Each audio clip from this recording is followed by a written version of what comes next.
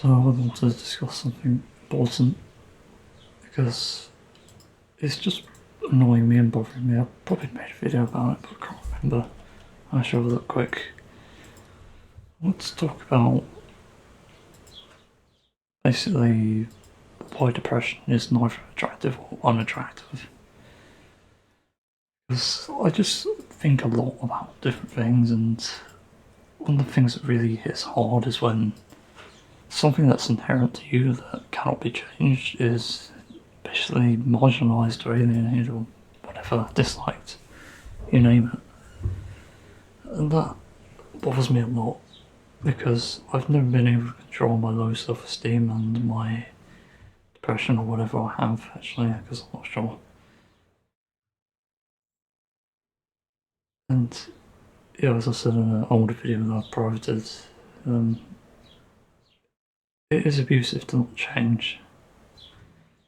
Because at the end of the day, I think if you're marginalising a group of people for something they can't control, that's going to be ableist, and that's not good.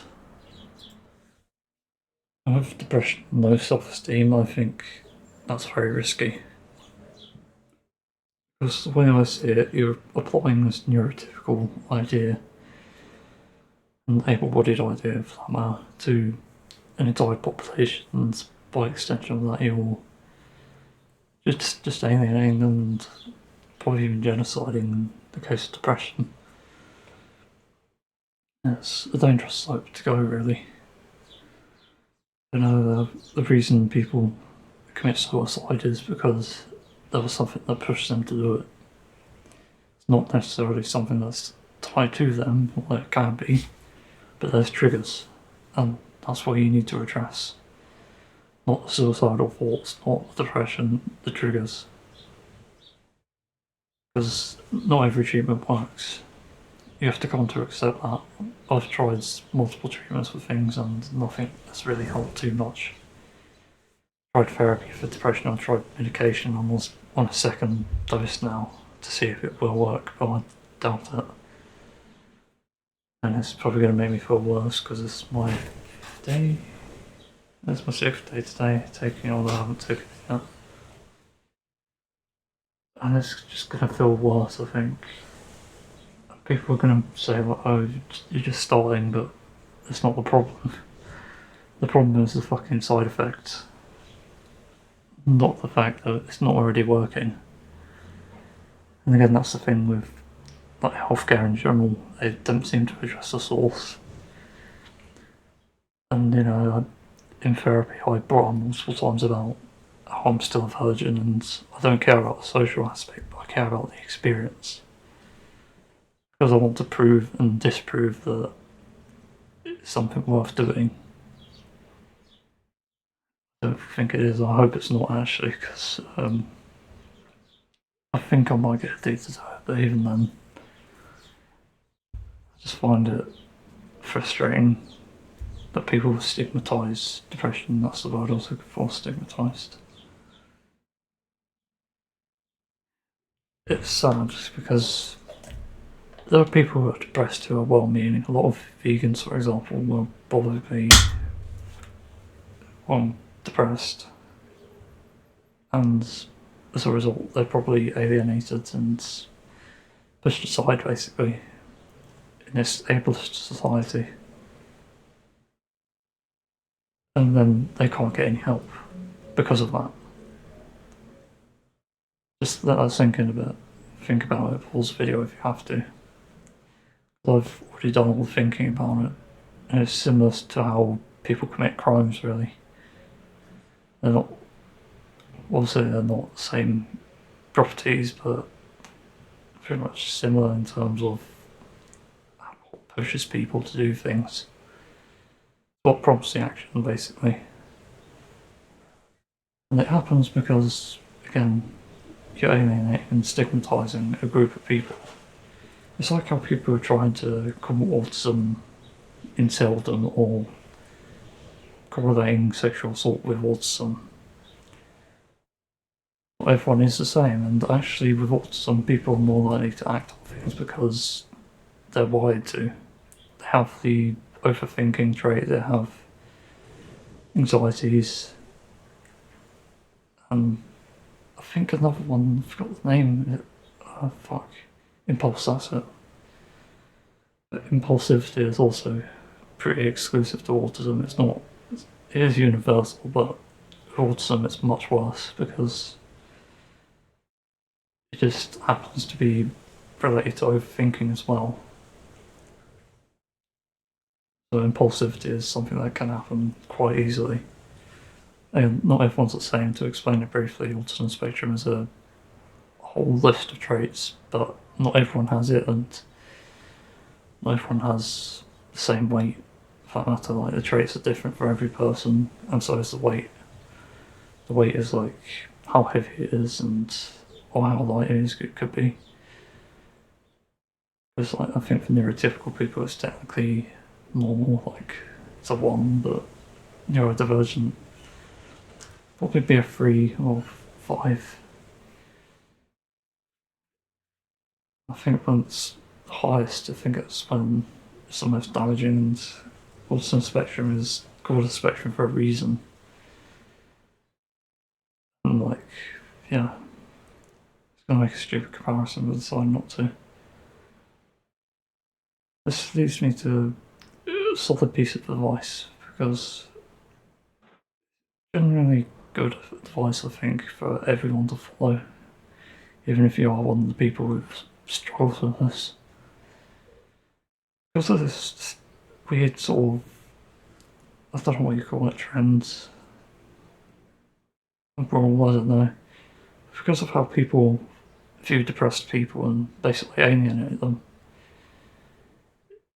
it's pushing them aside, of course, but do you actually know who these people are that you're pushing aside? It sounds silly, but actually think about it. Do you know who they are, not what they have? You can apply this to anyone with disability, mental health issues, you name it. You can probably get to know a person with learning difficulties and maybe end up marrying them, for example, because they're actually a really nice person on the inside. Because not everyone can be judged by a cover, exactly. Because when you get to know these people, you actually find out they're actually decent. A lot of people have said that about me, even though I have constant mood swings. Apparently people have said good things about me, and just I haven't heard it, but apparently they say it. Just referred by another source. It's important though, because in the end you're going to hurt people if you're ignoring them. I've already had people say you can't be depressed here, you can't ask for help. You have no idea how damaging that is, because you just feel completely alone and you shut yourself off. I don't even doubt people attempt suicide after that. I'm probably stronger in a sense, because I can at least use logic when I have logic available to me to sort of refute the point of committing suicide, because my heart becomes before my mind. And that's just how I'm wired. And it's strange because I was never really exposed to much of the hero stuff when I was a child. It was only later on, and I realised, holy shit, I could be doing this nice guy thing. I could be doing something good for people, and before I was like completely selfish. It's just crazy how people can change as well. That's essentially why I'm even making these sort of videos, just because I care.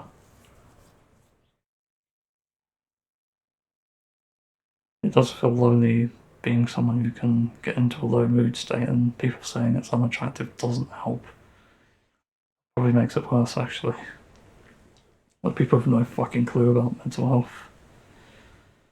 One of the crazy things, actually, like, we're teaching history and religion in school, and fucking Greek mythology, apparently. Why are we teaching mental health? How to achieve good mental health? It's just silly. I probably would have been much happier if I had mental health help before. And also, apparently in the UK, we're supposed to get autism support. And I wasn't as a kid. I was given nothing, only a teaching assistant in school, who I didn't need most of the time. So again, I just feel completely lonely, and if people open their minds and actually get to know the people who are depressed, that would help. And also, it's a thing that mental health helplines do. They get to know the person. They'll ask what hobbies you have, if you have any. I don't think they can ask you if you're working. That probably relates to depressed states, but again, they'll ask questions and get to know you as a person, even though they're shit because they can't actually help you with the issue you're having. They at least sort of treat you like a person, minus the mental health bit. But yeah, my advice to people is to go and meet actually depressed people and people with mental health issues, because you never know. You could meet the love of your life, you could meet a best friend, good friend, you name it. Maybe even family somehow. I don't doubt you can probably make family just by a strong bond and friendship so close that it is pretty much family. Yeah, please do that.